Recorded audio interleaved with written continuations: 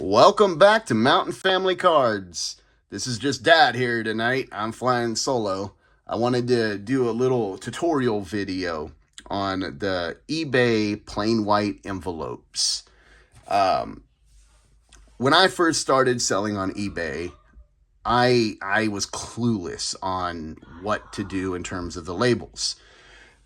I was having to print them out, cut them out, put them on. And when I first started doing it, I was kind of worried to do the plain white envelopes. And because I heard a lot of horror stories about the plain white envelopes in terms of the tracking. Now, in my experience, I've been doing this for roughly a month or two, maybe 2 months now, of selling cards in a plain white envelope. And now, if you're unfamiliar with the plain white envelope, eBay offers this for cards that are $20 in value or less. And that way, it's just cheaper shipping options. You know, it's pretty difficult to sell a card that is valued at $2 or $3 and then have to charge $4 to $5 for shipping. It's you're not going to make a lot of sales that way. So eBay did this about roughly a year and a half ago. They started offering these plain white envelopes. And as you can see, they do have a tracking code here. Now, what's going on with this tracking code is I actually have a friend that works with USPS. She works at the post office, and I took these to her because I was very, very timid at first to do this.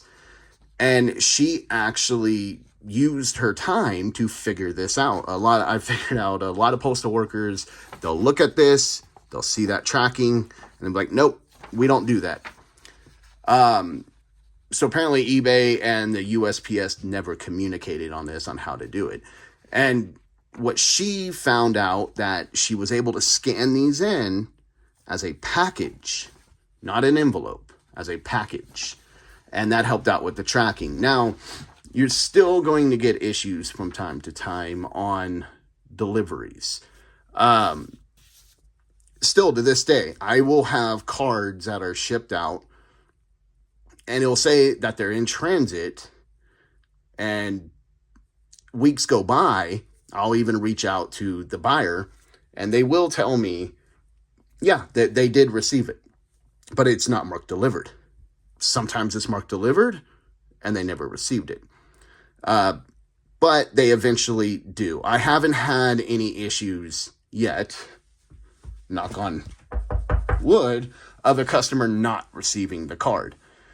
Now, another big deterrent that people have with this option is there could be scammers out there. They might look at the eBay tracking information and show that it was never delivered, although they did get it, and they can say, I never received my card. And in turn, you got to give them a refund. That can happen. It can. It hasn't happened to me yet. And I'm going to tell you why I think that hasn't happened to me. Well, I'll kind of point it out throughout the video here. But another thing is I was clueless on how to actually put this label on a plain white envelope. I was told do not put tape over the tracking, that it would never get tracked. Well, what I had to do, I had to cut this all out, put it on the plain white envelope, and then I'd use my shipping tape and cut the shipping tape and put on the edges here. And it was just time consuming. I mean, it was taking me, roughly 5 to 10 minutes just to do one package. So I am going to show you some tricks that I have done to make this easier. And on YouTube, I never found anything on YouTube that showed how to do this with tape, without a thermal printer. I have since invested into a thermal printer. It's helped out tremendously. It saved a lot of time. So I understand everybody is financially different, and it also depends how much you're selling. If you're selling 1 or 2 cards a week or a month, does it make sense to get a thermal printer? I don't know. We have been selling a lot lately, and we've been selling a lot of the cheaper cards. I sell a lot of cards that are even $1, $2, $3. So it made sense for me to finally invest into a thermal printer, because this was just time consuming. But if you're curious on how to do this, I'm going to show you right now on what I was doing. Now, this is a package I'm actually going to get together. Let's say the customer bought this LaMelo ball, and this actually was sold. So I'm going to be getting this ready. I did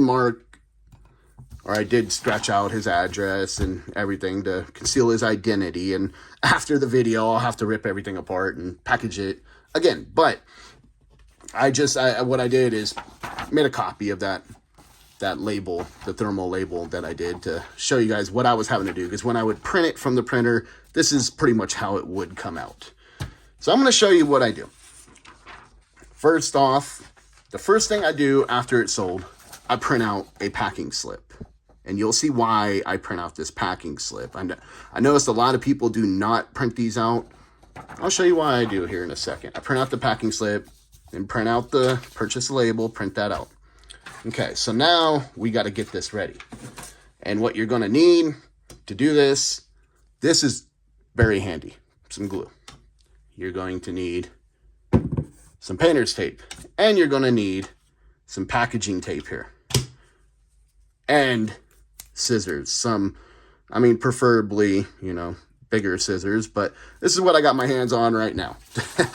So now the step is to cut it. Try to cut it as nice as you can. Make it look a little presentable. Now, one thing I did notice, though, that the one, I wouldn't say drawback, but when I was doing packages like this with tape, it actually felt like it secured the card more, which was surprising, because that tape goes around the envelope, and it felt like it gave it more of a solid surface inside, which was a good thing. And I'm not going to lie, I kind of miss that aspect of doing this, because I want to make sure the cards get there safe. That's my number one priority, is getting the cards there safe, right? This is no longer my card. This is the buyer's card. And I want to make sure that card gets to him safely. Okay, so we got our label printed out. And now we got our plain white envelope.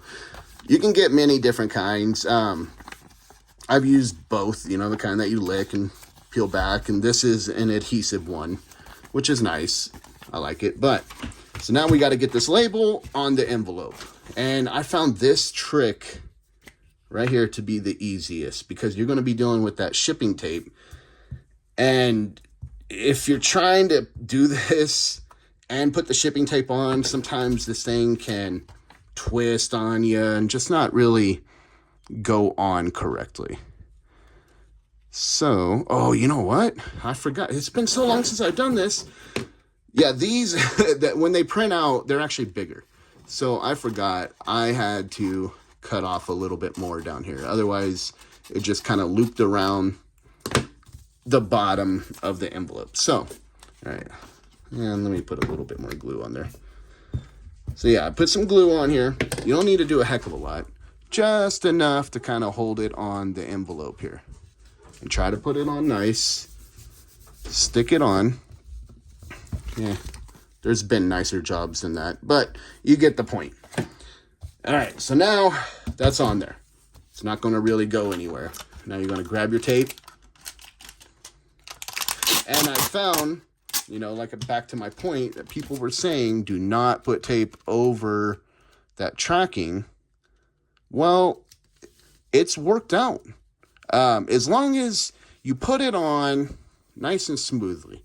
You don't have any crinkles in there, extra tape, that how tape can be. As long as you don't have that on the tracking number or on the tracking code, it'll be fine. It'll be completely, and don't double up on the tape too. So when I put this top one, I'm going to try and make sure I do not double up on the tape here. All right.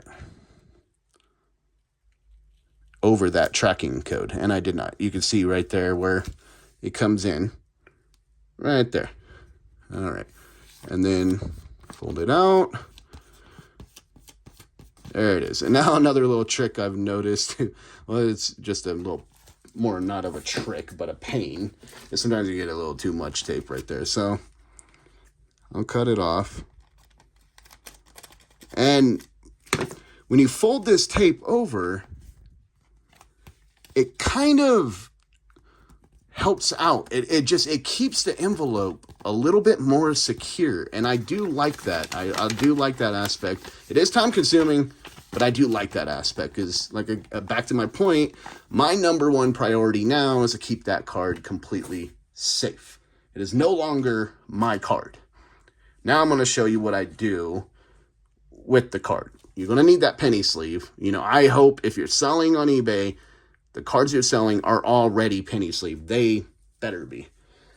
So then now next you're going to want to put it in a top loader. And every card should be sent with the top loader. If you're sending a card not in a top loader, you need to reevaluate how you conduct your business or how much you think of cards. So now that it's in the top loader, grab yourself a little bit of painter's tape here. And I'm sure a lot of you watching this have your own methods of doing it. And that's completely fine. I'm just going to show you how I do it. And not only that, I wanted to really show the tape aspect because like I said, I was completely lost. I wasn't sure how to go about it. And I was spending so much time on cutting strips of tape and putting it around the edges. And I thought, man, there just got to be a better way. And so I tried it, you know, the tape over the tracking code, and it worked. It completely will work. All right. So we got the card in here. So now another thing that I do when I list a card, you have 3 different options on the plain white envelope for shipping. You have a 53-cent option, which is a 1-ounce envelope. You have a 73-cent option, which is a 2-ounce. Then you have the 3-ounce option, which goes up to 93 cents for shipping. I always do the 93-cent shipping, and I'm going to tell you why. I want to add extra protection. Now, with extra protection, that comes more weight. I don't have a problem with still like not being able to sell dollar cards that way. I do it every day. This right here, I sold for $2. But I still have that 93-cent shipping option. And because I want extra protection here, and I'm going to show you how I give it extra protection. Then next, you're going to want a team bag. Put your card in the team bag here. And now, I had extra cards on both sides. I had a few extra cards. And because this is a Chronicle set, now there's several different ways you can go about adding extra cards. Sometimes, you know, LaMelo Ball plays for Charlotte. I could stick Charlotte Hornet cards in there. I could stick other LaMelo Ball cards in there, but I'm not going to do that with this one. Or if it's, baseball.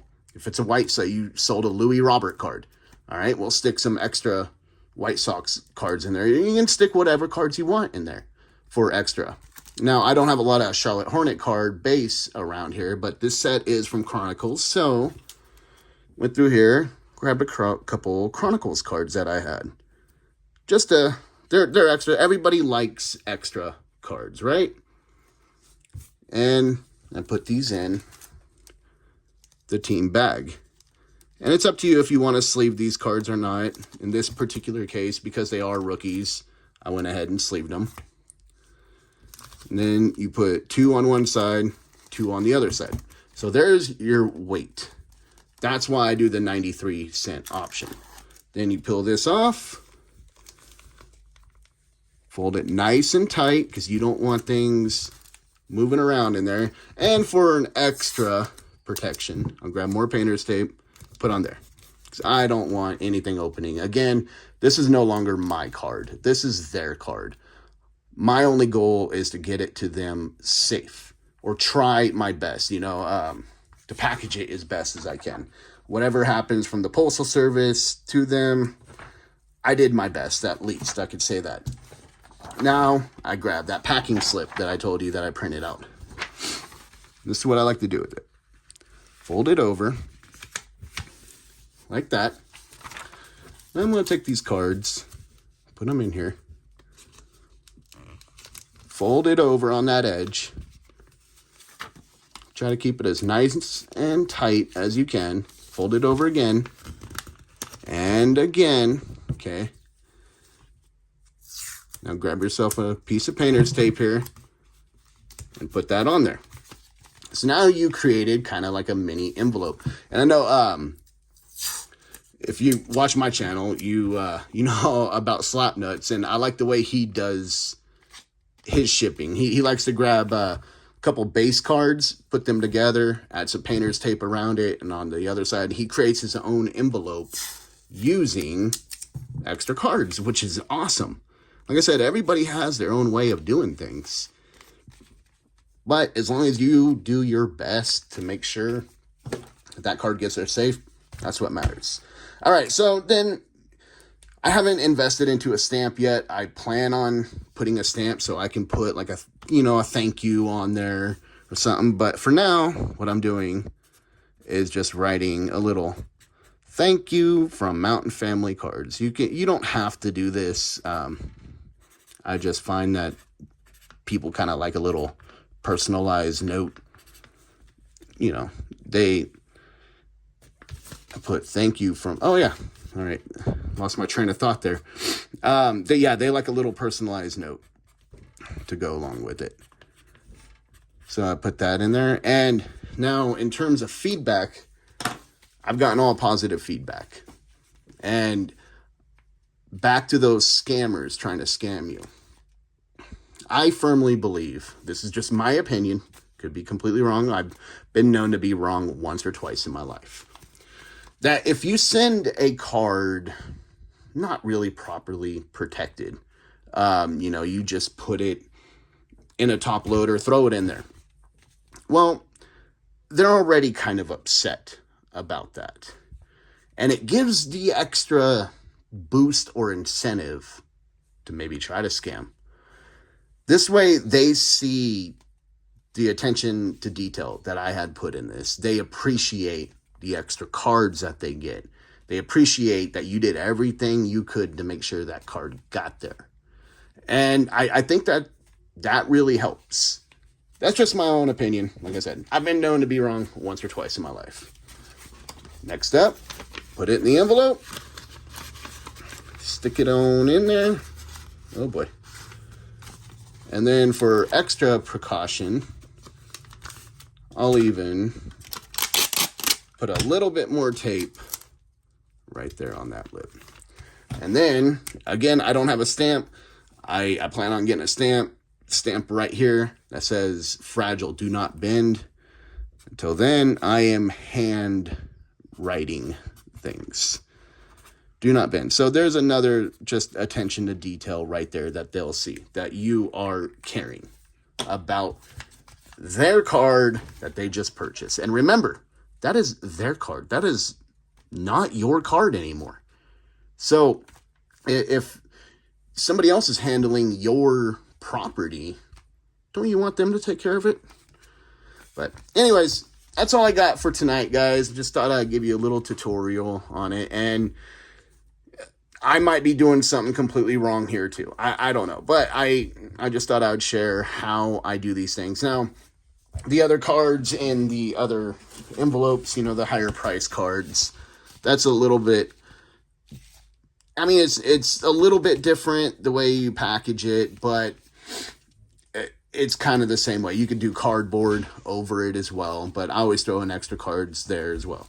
But in terms of putting on the label, it's the same premise. Just cut it out, put it on here, and then I'd like to use a little bit of this glue so it holds right there. And then put the tape over it. It'll take usually about 3 rounds. And try not to double up on the tape over any tracking code information. And you'll be completely fine to send it that way. I've done it many times and have had great results with doing that. But anyways, That's all I got tonight, guys. Until next time, take care.